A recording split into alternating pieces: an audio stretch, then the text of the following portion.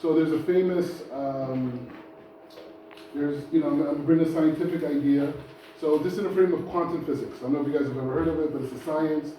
And quantum physics says like this: the human eye sees less than 1% of reality, and there's a whole 99% that's happening all around us, right? All these things, the energy waves, this whole type of thing.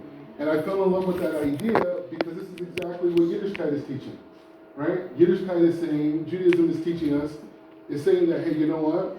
There's Ruchnius and there's Gashmius. There's Shefa and there's the Goof. There's these parallel realities that we're dealing with, right? And this is the basis of science today. Science is now analyzing everything from that. And so when you look at the Torah, and you look at even the beginning of creation, when the Shem creates the heavens and the earth, that's the beginning of this idea of the physical reality and the spiritual reality, the heavens and the earth. And you go on and on and on. There's tons of concepts. You have the base of Mikdash, you have the Mishkan, you have all different types of ideas that connect to this. But this was the premise of my intellectual and spiritual revolution. Because no matter what I could obtain in the physical world, and I worked for different Fortune 500 companies and, had success in a lot of different areas, that aspect of the soul was never taken into account. You look at all the famous educators that you can see at all the, Harvard, Cambridge, whatever. You cannot go to one class there that will teach you on how to connect our soul to something greater. And when you see a lot of successful people, like I grew up in Calabasas, which is a very affluent area, but in the state of California, our school had the second highest drug rate in the state of California. And you know who's number one? Beverly Hills High, right? So this whole idea, this whole illusionary process that, we live in as a community, as people, that this world that we're being presented with can ever fulfill us, in my opinion, is the beginning of connecting to Hanukkah, right? Because that was the battle, right? That was the battle. That was the battle of, this is one way of looking at reality, and here's another way of looking at reality. And I'll give you put this in more of a textual context. So a lot of people, when they want to understand Hanukkah, they connect it to Yosef Asadic and Maketz and that whole process.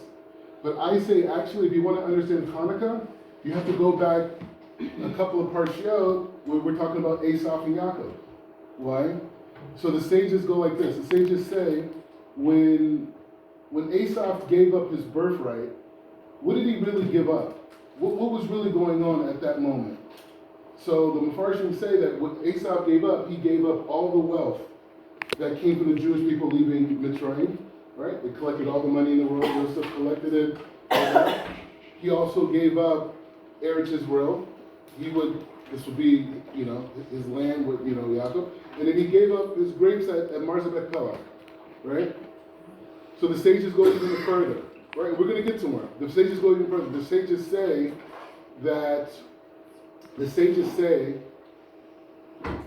that Esau was able to get some coat that Adam Rishon had. It was like some type of magical coat, and he didn't get it from Adam, he got it from Nimrod, right? And this magical coat allowed him to be a hunter, all these great things. But what is the point? The point is saying that Esau's mindset was that I had these special gifts and talents, and I could have the whole world, right? I could conquer the whole world. I could do anything. I could hunt, kill, get anything I need, I can get. So when Yaakov offers his birthright, you know what he's saying? Yaakov is saying, I know that you believe that you don't need anything that our ancestors had, because now you could conquer the world. And that was the transformation right there. That Yaakov said that Esau gave away his entire birthright because he could go out and conquer the world. And so that brings us to this idea of Jewish values, right? What are our values? Are we in the place of the values where this material world and all the promises that the world tells us, the world tells us if we go to this college, you get this degree, you're going to be happy. If you buy this type of a car, you're going to be happy. If you have this type of cell phone, you're going to be happy. If you hang out in these certain crowds, everything, all these things are about making us happy. But the only true happiness that we can have is by connecting our soul to the life force of Hashem. And that's Hanukkah, right? That's the idea of Hanukkah. The idea of Hanukkah is this idea of saying that, you know what, no matter what this material world promises me, no matter what they tell me I'm going to feel like after I do this or accomplish this, all of it's a lie. And the only thing that's true is about my transformational process in connecting to Hashem. And that was my process of becoming Jewish, was this idea of the very things that the Greeks and the Hellenized Jews were trying to stop the Maccabees and the rest of the Jews from doing. Bris Milah. I mean, I was running towards it. Shabbos, I'm running towards it. Rosh Chodesh, I'm running towards it. Everything that they were denying to the Jews, it's that. And when you look at that and you parallel that to Esau and Yaakov, what we're saying is, it's like, wait, after Esau gave up his birthright, what did he want to do? He wanted to attack Yaakov, right? This is the same exact idea of the Hellenized Jews. They gave up Bris Milah, they gave up Rosh Chodesh, they gave up Shabbos, they gave up the whole dynamic, and what did they want to do? They wanted to go war with the other Jews. And we even see that today. You go on college campuses, right? I know everybody's tired, guys, dancing, but college campuses. The Jews who give up Bris Milah, that give up the Shabbos, that give up, Rosh Chodesh and other things, what do? They're the ones fighting against Israel. They're the ones that are going against everything. They're the ones trying to show the non-Jews how to defeat us, right? Oh, we'll say this or do this. And so this idea of values and this idea of being able to reassess the reality that we're presented with, this is that moment.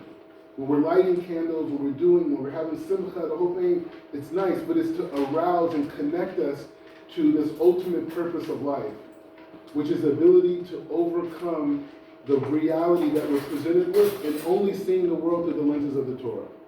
So my bracha to everybody is that everyone continues this path of self-expression, this path of expressing your uniqueness, and being able to connect that to the world. You guys don't realize tonight what you guys did with the dancing and expression and the actus and all the women coming together and this whole thing. You changed planets and you affected the galaxy. You may not see it that way because we're just here, but the holiness of this time is so big.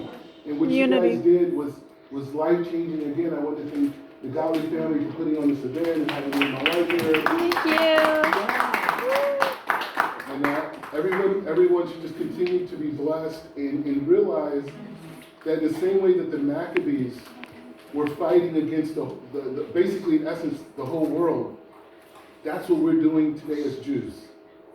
It's only our values and the values of the Torah and the way of the Torah and the outlook and the hashkafa of the Torah is the only thing that's going to heal all of humanity. Amen.